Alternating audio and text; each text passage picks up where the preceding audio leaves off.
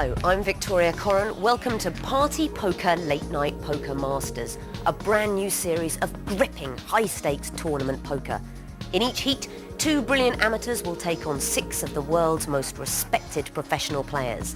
They're absolutely terrified, but the amateurs are quite relaxed. Let's have a look at tonight's lineup. In Seat 1, one of the most popular late-night poker faces already this year, he's won the Baltic Open, it's Ken Leonard.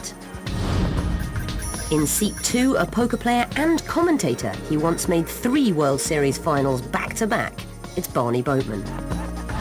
In Seat 3, his motto is no guts, no glory. He says he makes $10,000 profit a week just playing cash games, it's bad boy Tony G. And in Seat 4, funnily enough, the winner of the Tony G Invitational in Vilnius, top poker player and columnist, Roy the Boy Brindley. In Seat 5, one of our qualifiers from Late Night Poker Ace, British publisher Luke Patton. In Seat 6, the winner of Late Night Poker Ace, the very impressive 24-year-old Spaniard, Raul Mestre. In Seat 7, he's been top of the European rankings and won Personality of the Year, the ever-popular Pascal Perrault. In Seat 8, it's the Welsh wizard, Cardiff boy and winner of the 2005 London Open, Ewan Jones. Dealers are Marina and Stevie. Tournament director is Thomas Kremser of the International Poker Federation. And our commentator is Jesse May. Thanks, Victoria. Dry your eyes, wipe the dust away. This tournament is off and kicking. I'm joined by someone I have watched do magical things on this very table, Simon Aces Trumper. And Simon, this is just going to be a great tournament. Jesse, I got goosebumps already. 125. Action on Brindley first. Roy's no slouch himself when it comes to this format. He's been on a very good run of late, Simon. Final table in a couple of these televised events. Yeah. Pass. Roy Brindley, Pass. he's Pass. got just as good a record as anybody else sitting at this table, doesn't he, Jesse? He's 15 European ranking wins, and of course if it get heads up, he's a man to be afraid of. He came second in the World Heads Up Championship. I've been learning. You started off so well, Tony. You won the first I part, won the and then you first just Roy got kinda busy with the collapsed, didn't king-queen under the gun. He's been called in 2 spots. Here's the flop. Wow, what a flop here for Barney Boatman. How's he going to play it? And he may get a customer in Luke Patton who's got a flush draw. 3 jacks for Barney. The original Razor Brindley is checked, and Patton betting strong in his flush draw, Simon. Yeah, well, Barney actually checked to try and get a continuation bet from Roy Brindley, but in fact, Luke Patton, who's limped in, has now bet. Now, of course, Barney's got to decide, has he got a jack or has he got a flush draw? Barney has just called. Is he setting the trap to open the jaws wide on the turn?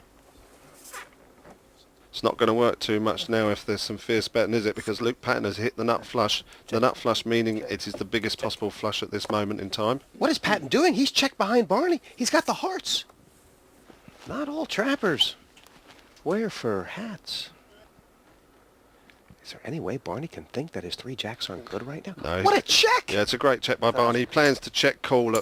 That's all he's going to do.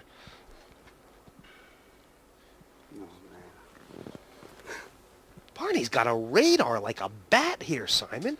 Fantastic read there by Barney.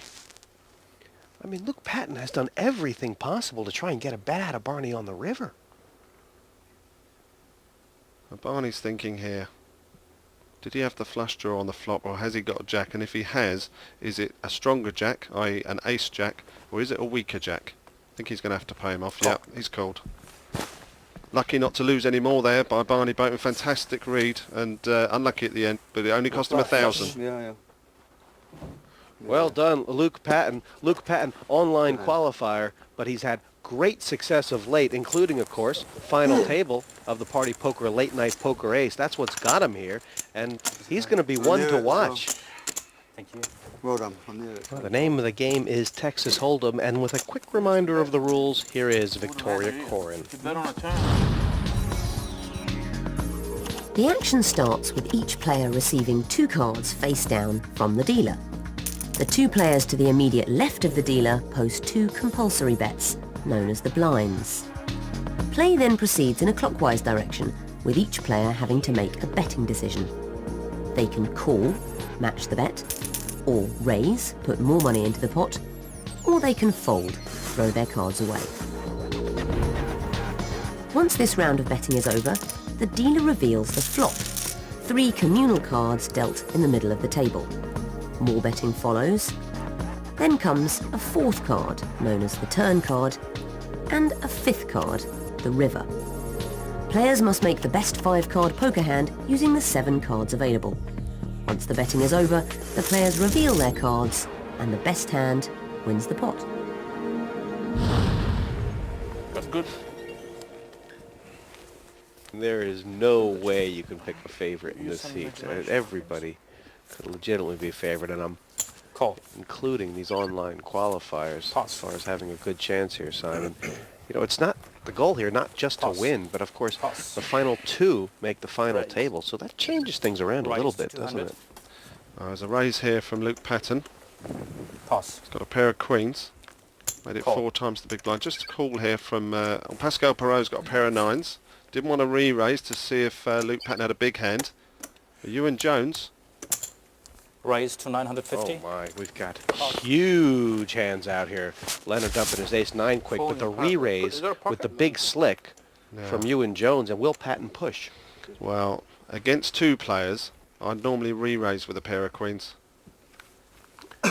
He's got Pascal in the middle here. He can't just call, can That's he? right. Race. Re-raise to 2,700. That's the correct play. Raise it up and try and get rid of Pascal Perot in the middle. No chance that Pascal's going to push his chips in with a pair of 9s faced by a raise and a re-raise. Chance of actually going in. between something. Yeah, no chance. I've been a good friend of Pascal's for many years. I know he's passing. Thank you. Well, Ewan Jones got to decide. Has he got aces or kings? Okay, I'll pass. Ewan Jones prides himself on being able to lay down a hand before the flop, Simon, and that was a class laydown. Totally. Ewan Jones does not want to play what could be at best a 50-50 shot at the early stage of this tournament with the blind so low. He wanted to find out if one of the players behind him had a big hand. He found out and he made a good laydown.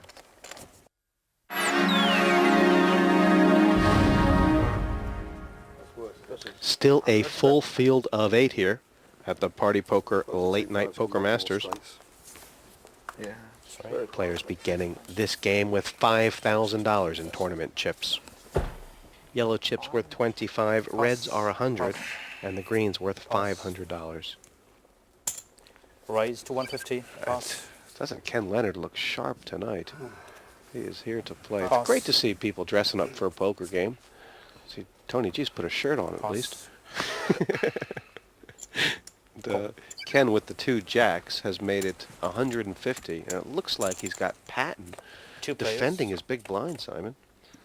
Well, Luke Patton is playing this because he's got the chip lead, but I think Ken Leonard's going to be delighted with that flop. He's going to be even Bet more delighted 200. now. Ken's just going to call here.